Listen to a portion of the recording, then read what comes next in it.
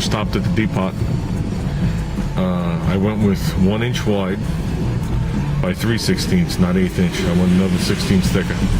I didn't like the way the 1/8 inch felt when I started bending it around the poles at the Home Depot. So I think 3/16 will be more than secure enough for this. So 1/8 inch is just, 1/4 inch is just ridiculous. So I'm actually off to work. I loaded the bumper up in the car. I'm going to go to work because I don't have any torches at my house anymore. I sold those a couple of years ago at a swap meet because I finally went to use them after like 15 years. They were empty and they needed to be recertified. So I sold them and they're gone. So, yeah, so I'm going to go to work. I'm going to see if we could bend these bad boys up and see what we got. Okay, check it out.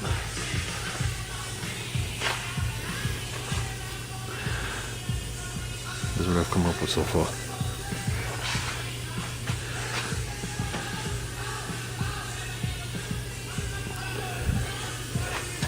Just a rough mock-up.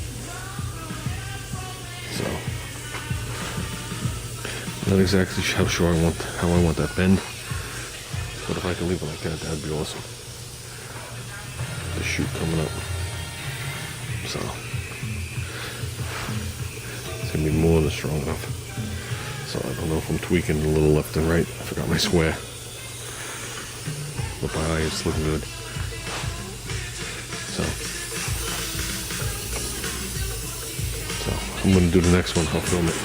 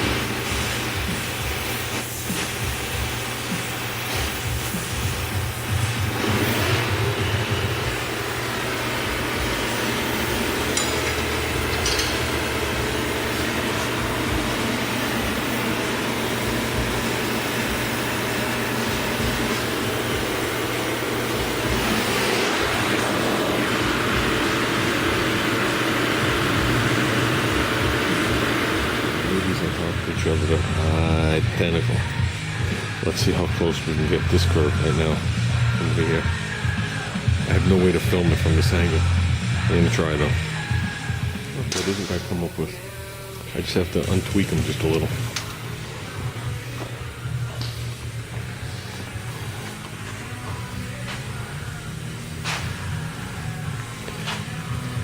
There'll be a piece of stock going straight across here.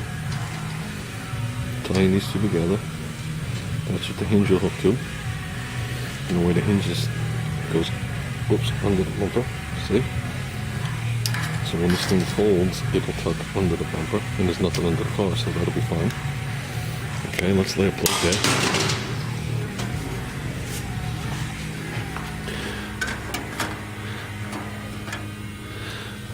The plate normally sat like, whoops, right here.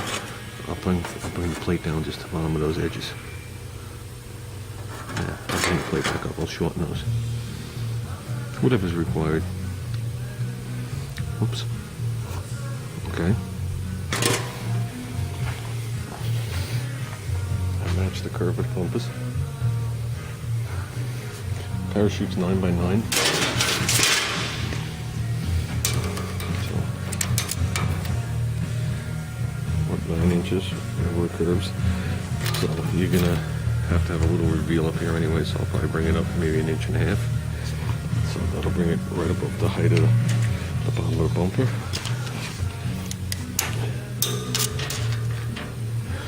Measurement. Oops. It's hard to put one hand. From there to there. Looks like 7 1/8. And 7 1/8. So they're sticking up the same height. So I got the curves right. They just tweaked a little to the left. I think that second bend, the way it happened. So basically what I'll do is, between this bend and that bend, I'll warm it here.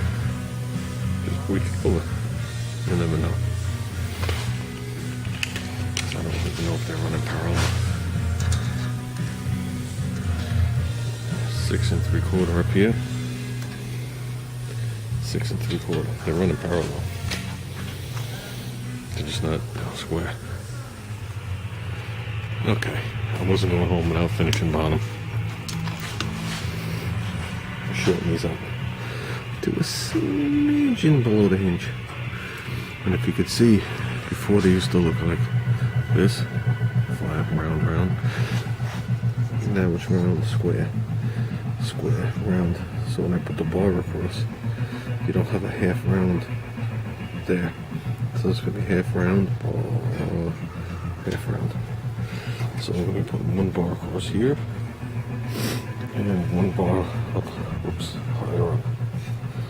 So, probably not going to need the upper one, but I want to do it so I have a place to pin it. So, we will figure out a place. Or, the ball might go across here. And I might have to put the pin in the plate. Shh. At least now I want to put this up in its original location, give or take. Nothing sticks to the bottom. So I can't hinge this to it right now because it doesn't work out. This should work out good. It should hinge to like right like that. It should be more than good enough for that plate, for that parachute to clear. So if it doesn't, we'll work on it. But that's what I'm going with now. I'm calling it a day. Do you ever wonder what happens if you use carriage bolts instead of bumper bolts? I think these are bumper bolts. And those are carriage bolts.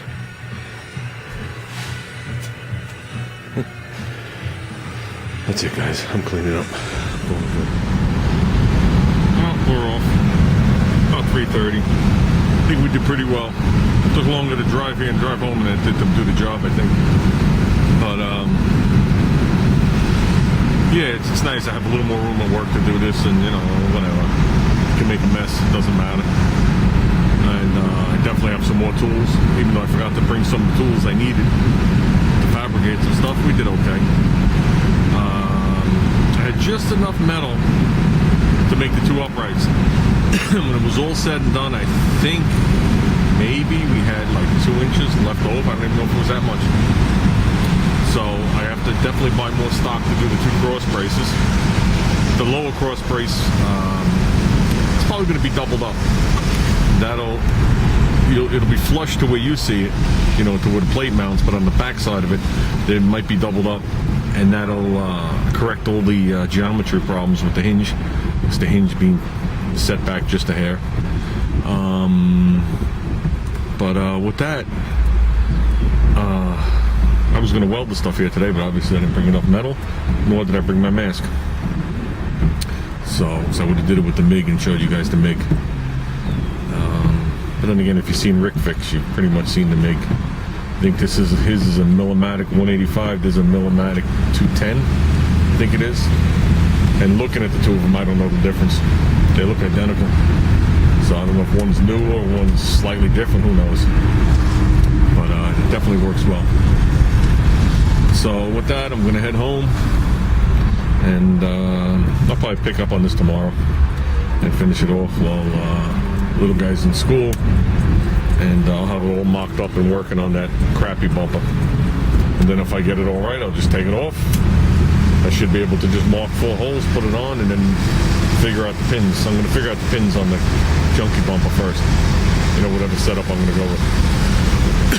So, well, that's it, guys. Take care.